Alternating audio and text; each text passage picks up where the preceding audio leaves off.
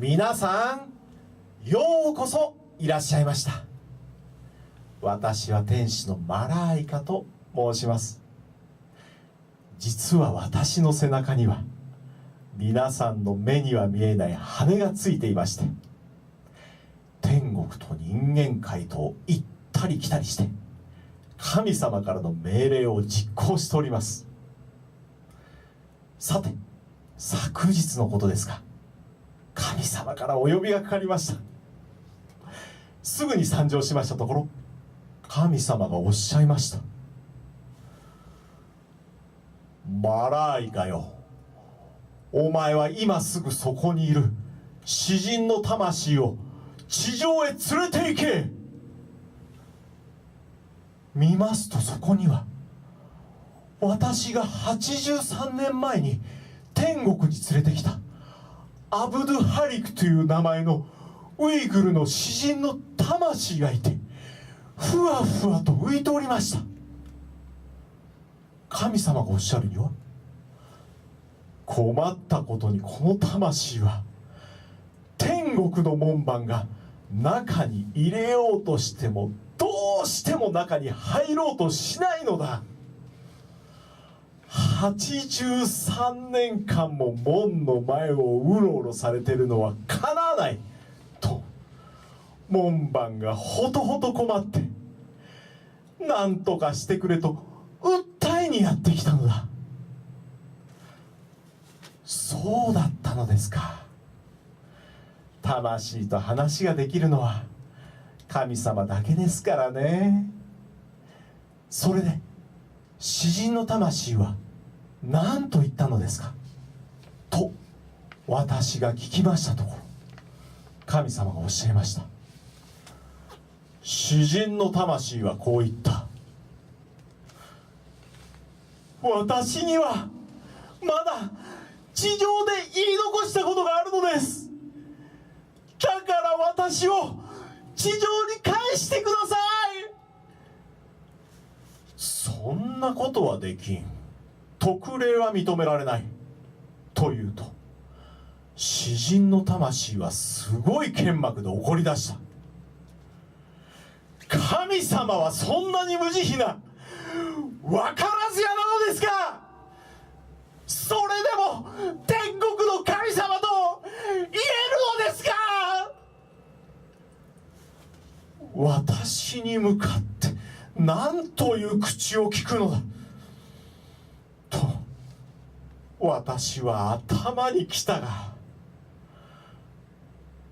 よくよく話を聞いてみると、なるほど、詩人の魂の言うことにも一理ある。それで詩人の魂をひとまず地上に返して気が済むまで叫ばせることにしたのだ。なるほど、そういうわけだったのですか。お任せください。その任務、このマライカが喜んでお引き受けいたしますと、こういういきさつで私が今日この地上に詩人の魂を連れてきたのです。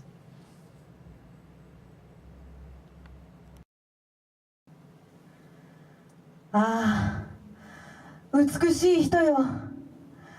お前に出会ったその夜、驚きに我を忘れた。お前の顔は満月のように光り輝いていた。お前を一目見ただけで恋に落ちた。水仙のようなその目が稲光のように輝いた。お前の唇はザクロの実よりも艶やかで赤く、歯は真珠。口から出てくる言葉は優しく甘い。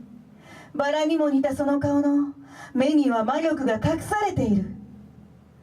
お前のまつげは槍。見るたびに私の心臓に突き刺さる。白く輝く肌はまるでダイヤモンド。変なで赤く染めたその爪はルビー。ほっそりとした体は糸杉のよう。ああ、これほどの美しい人を見たことはない。あなたが少しでも動くとその髪が美しく波打つ。愛を恵んでくれと願い、私はただ涙を流すだけ。おやおや、早速詩人の魂が叫び始めました。これは詩人が18歳の時に一目見て恋に落ちた美しい娘アイムハンへの思いを綴ったものです。娘の名は日本語に直すと、月のように光り輝く美しい娘というほどの意味でしょうか。幸運なことにアブダハリクとアイムハンは多くの人に祝福されて、その年に結婚することができました。アブダハリクはとても裕福な家に生まれ、愛する人と結ばれ、3人の息子に恵まれ、これ以上はないという幸せな日々を送っておりました。しかし彼が生まれたトルファンというところでは、多くの人々が役人や地主の横暴に苦しんでいました。優しい心を持つアブダハリクは人々の生活を見て心を痛めてました。そして何とかしなければと自ら立ち上がったのです。漂っている雲は空を覆い続けるのだろうか。太陽の清らかな光は雲を通って地上に差し込んでくるのだろうか。太陽には光を放ち続ける威力があるのだ。気力のない雲がいつまでも太陽を不快にさせておけるものか。何も考えずにいて砂嵐がお前らを襲ってきたらどうする。襲われてから窓を閉めに走っても間に合うものか。子供たちを学ばせず遊ばせて大きくさせた。ああ、彼らは半分のパンを得ることができるだろうか。学ぶのだ、学ばせるのだ。怪しげな雲行きになってきたぞ。備えを怠ればこの民族はなくなってしまうぞ。砂嵐が突然やってきて雨が一滴も降らず湖が干上がってしまったらどうする。生きてゆけるか。砂嵐がいつ来るか雨がいつ降るか誰にも分かりはしない。詩人はモスクワに留学したことがあります。その時近代的な小学校の建物を見てとても驚きました。トルファンには小学校さえなかったのです。詩人は友人たちと一緒になって小学校を作ろうと走り回りました。しかし古い考え方を捨てられない人々が詩人の活動を妨害します。最初に作った学校は無残にも壊されてしまいました。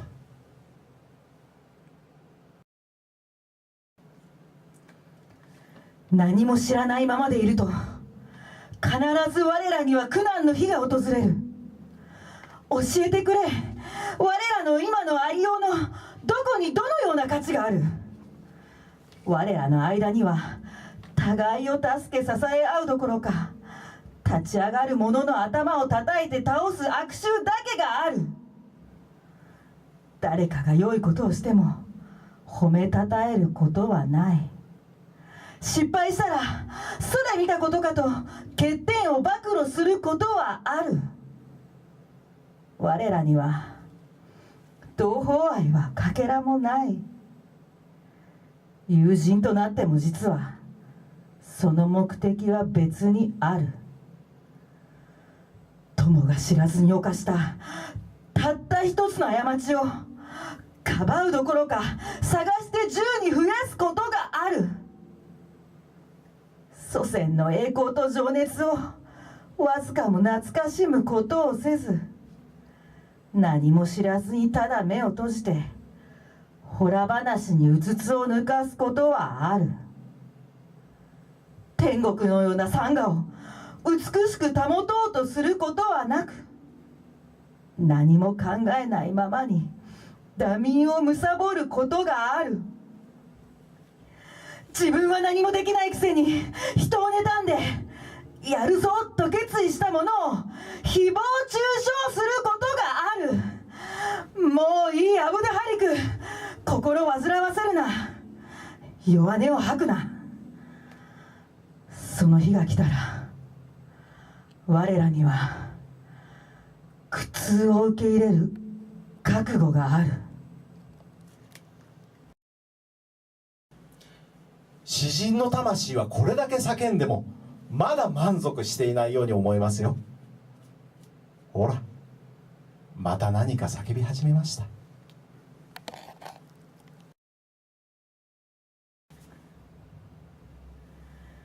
汽車に乗り飛行機に乗って旅をする。それができるのは正しい道を見つけた人。独裁者は賄賂を取って金を貯め込み、役人どもは豚のように太る。科学を学ぶことに反対し、犬のようにワンワン吠え立てて癒しめられて生きていく。それは頑固で無知な人間のやること。いつも謝ってばかり。喉を締め上げられたら恐怖に震え、お許しくださいと声を上げるのは度胸のないふぬけのやること。ウイグルよ、もう言うな。臆病者たちの幸福など目指すな。真実を探すな。この世のすべては偽りだ。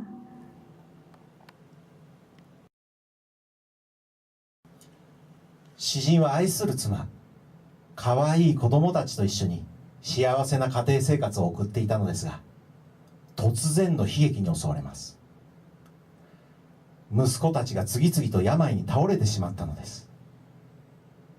当時トルファンには病院が一軒もありませんでした。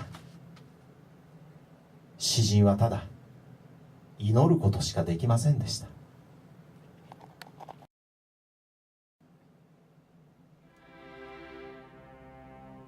子供は親の胸の中にあるつぼみの形に作られた素晴らしい芸術作品。子供が笑えばつぼみも花開き、心を晴れやかにしてくれる。春が来たら小鳥がさえずり、心地よい鳴き声を聞かせてくれる。悲しみに満ちた心も慰められて、子供と一緒に年を取る。子供は神が与えてくれた最大の贈り物。子供と共にあって人の一生は花開く。子供が笑ったら嘆きや悲しみも流れ去る。お願いだ、向こうの世界に子供を連れて行かないでくれ。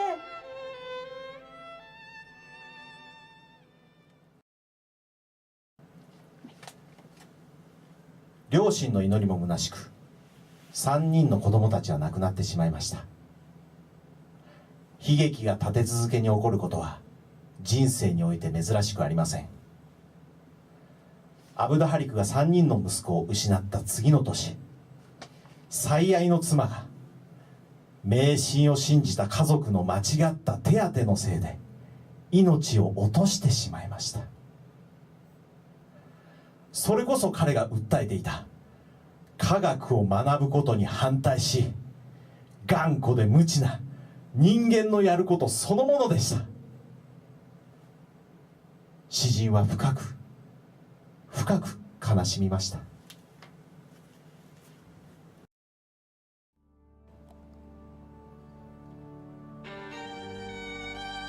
良き人の中で最も良き心を持ったかけがえのない私の伴侶、この世での楽しみを味わいを全て与えてくれた人、ほっそりとしたその体の中で暴動が起こった。みんなはそれを見て心から悲しんだ。どうか健康を与えたまえと私は夜ごと神に祈った。だが願いは聞き届けられず、全く逆の結果となった。嘆きの声、叫びの声が天に向かって上がっていった。戻ってこないのか。お前の優しい愛は戻ってこないのか。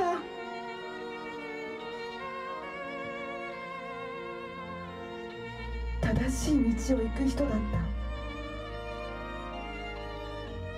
その魂に地上はふさわしくはなかったのだ。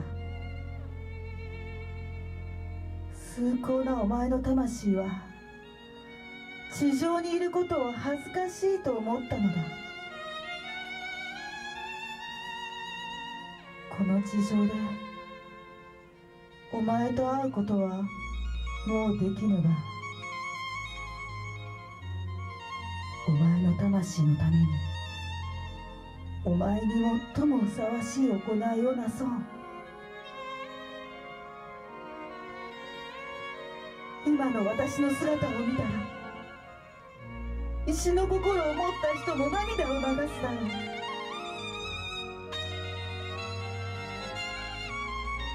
愛の分子から作られた人間がこの苦しみにどうやって耐えたらいい。魂だけを残して私のバラは肉体を捨てた。ああ、たった一人で長くて辛い道を歩かなければならぬと。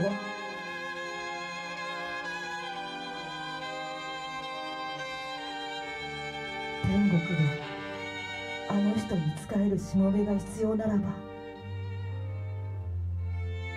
寛大なる神よ、どうかそれを許したまえ。ウイグルの祈りを受け入れてくれ。おう神よ、彼女の魂に安らぎを与え、祝福を与えよ。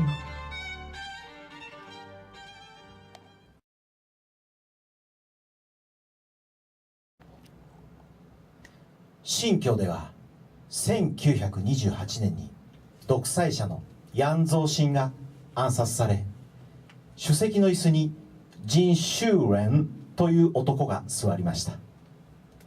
しかし民衆の状況は少しも良くなりません。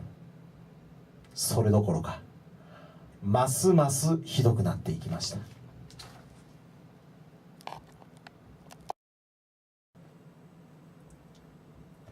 清朝の崩壊をみんなが喜んだ。縛られていた手足が自由になった。ところが漢族の知事がやってきて大きな声で高笑いした。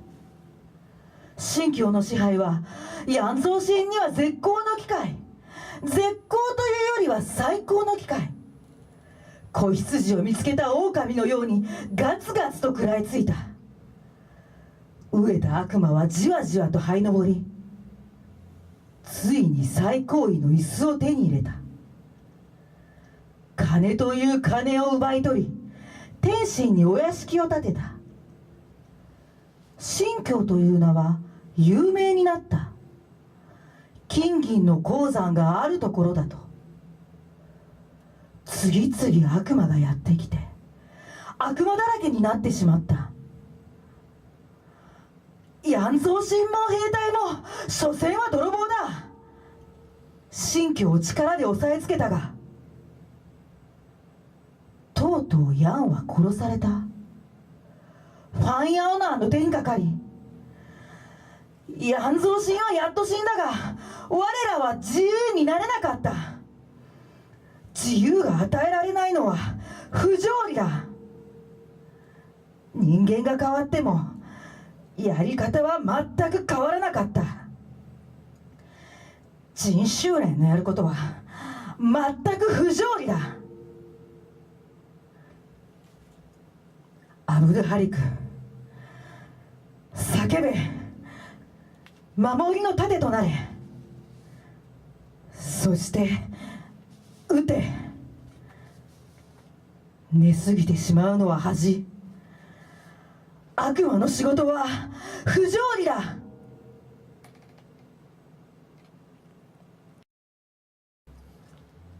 圧政にこれ以上耐えられんと、トルファンの隣のクムルというところで民衆が手に武器を持ち立ち上がりました。これに力を得たトルファンの民衆も立ち上がり、義勇軍を組織しました。このトルファン民衆蜂起を率いたのがアブドゥ・ハリク・ウイグルと、彼と一緒に学校建設に走り回った友人たちでした。アブドゥ・ハリクはウイグルの同胞に呼びかけました。ああ、ウイグルよ、眠りは足りた。目覚めよ。お前に失うものはない。あるとすればそれは命。死の淵からお前自身を救わねば。ああ、お前を待つのは身の危険。起き上がれ、頭を上げろ、眠気を払え。敵の首をはねよ、その血をまき散らせ。目を見開いて注意深く四方を見なければ何もできずにいつの日か無念の思いを抱えて死ぬことになる。大きく目を開けて周りを見ろ。お前の将来をよく考えてみろ。この貴重な時を失ってしまったら、お前を待つのは大きな厄介事だ。海に飛び込め、溺れるか真珠を探し出すかだ。ライオンもトラも自分の行く道からは決して引かぬ。四方に敵が吠え、八方に刃を受けても、血に染まっても決して命を売るな。勇気と情熱のために命を落とそうと道をそれるな。正しい道に命を与えよう。後ろを振り向くな。完全な勝利は正しい道に足を踏み入れた者への報奨。どれほど困難な道であろうと前進あるのみだ。トルファン民衆蜂起軍と政府軍との戦いの火蓋が切って落とされました。トルファン民衆蜂起軍の2000人の義勇兵がトルファンに駐屯していた政府軍を攻撃して勝利を収め、長きにわたって清朝と中華民国政府に支配されていたトルファンをウイグル民衆の手に取り戻したのです。年が改まり1月7日の夜、ウルムチから冬の寒さに凍りついてやってきた500人の政府軍を夜の闇の中、火を焚いてお出迎えという奇襲作戦で迎え撃ち、武器弾薬を手に入れることができました。トルファン民衆蜂起軍は勝利に沸き立ち、そのままの勢いでトルファンの隣のピチャンの町に進軍します。ところがトルファン蜂起軍を待っていたのは大砲と装甲車、爆撃機まで持っている4500人の大軍で、これではとても勝ち目はありません。蜂起軍は勇敢に立ち向かい、一進一退の攻防を繰り返しますが、ついに3月の初め、バラバラになって撤退することを余儀なくされたのです。アブド・ハリクはとうとう捕らえられ投獄されました。しかしアブド・ハリクは牢獄にあっても詩を読みました。この詩を紙に書き、小さく畳んで差し入れられた羊料理の羊の骨の中に入れて親友のもとに届けさせました。目を閉じていても眠っているのか起きているのかわからない。目を開けていても暗いのか明るいのかわからない。理性はバラバラになり、考えはまとまらず、空想が頭を占める。そんなこと、あんなことを受け入れられるのか、静かにしていられるのか。なぜ私は震えているのだ。胸に痛みがあるからか、焦げ跡が痛いからか、奴隷根性があるからか、臆病な心があるからか。ため息をついてはいられない。叫び声を上げるのだ。口から出る言葉よ、炎となって天に届け。そうすれば痛みが和らぐだろうか。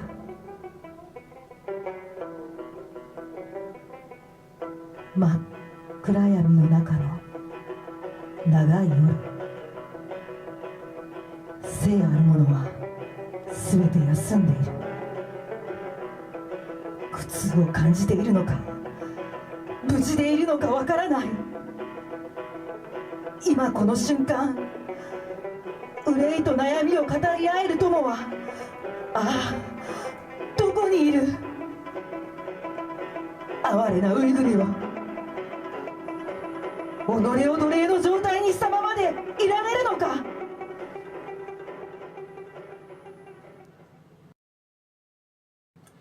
取り調べで、一緒に戦った者の名前を言えば罪を許そうと言ったション・スイーツァイに向かってアブド・ハリクは中国語で、ウサギのように震えながら千年支配されて生きるより虎のように生きる一日の方がましだと答えたのです。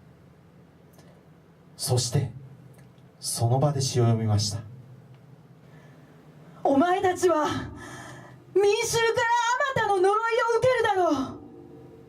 血を吸う野蛮な暴君たちよ、罪なき人々を殺した獣のような残忍な暴君たちよ、お前たちは民衆からあまたの呪いを受けるだろう。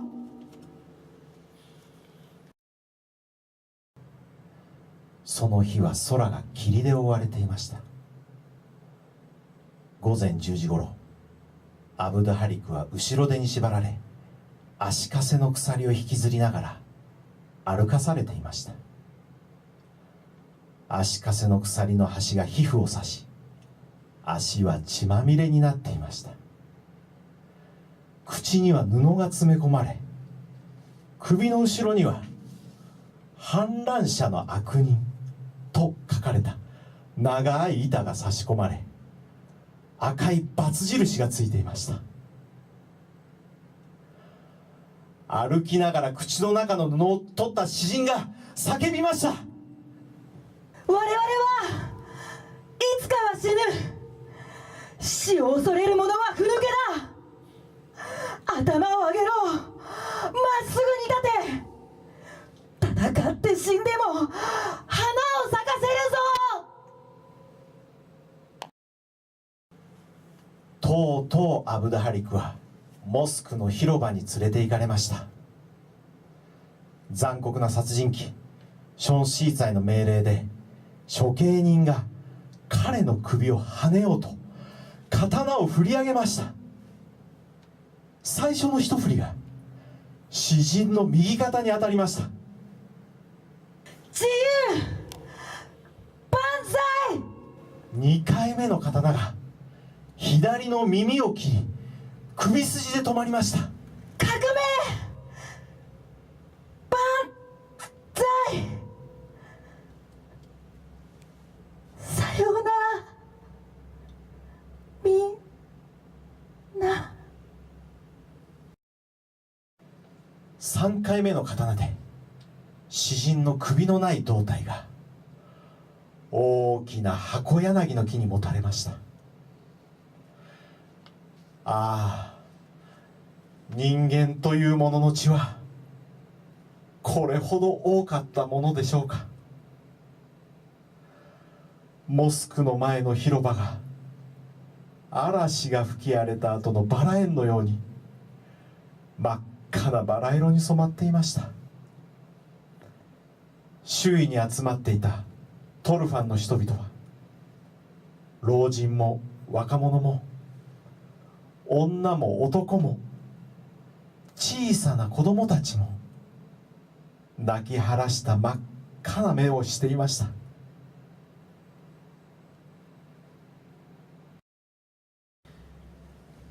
このようにして詩人の命と魂は体から引き離されてしまったわけですが、しかし魂は死んではいません。こうやって私が再び地上に連れてきたのですから。詩人にとってウイグル民族は心から愛する恋人と同じほど大切なものでした。ウイグルの同胞を苦しみから救うためにアブドゥハリクは自分の命を捧げたのです。ウイグル民族の幸せを願いながら恋人への思いに置き換えて読んだ有名な歌があります。アブダハリクの詩人の魂は永遠に叫び続けるでしょう。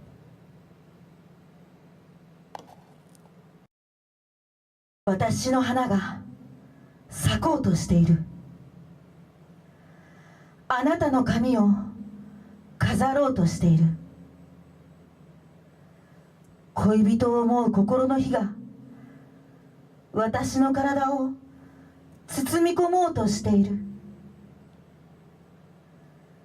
芽生えた希望を眠らせるな。恋人を求める道で倒れるな。恋人のために命を捧げたらお前の足元には千の金貨が降り注ぐだろう。情熱の花よ、咲け。勇気の道を開け。恋人のために命を捧げよ。どうせいつかは死ぬ身。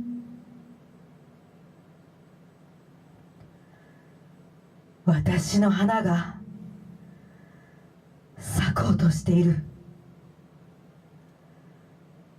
あなたの髪を飾ろうとしている。恋人を思う心の火が私の体を包み込もうとしている。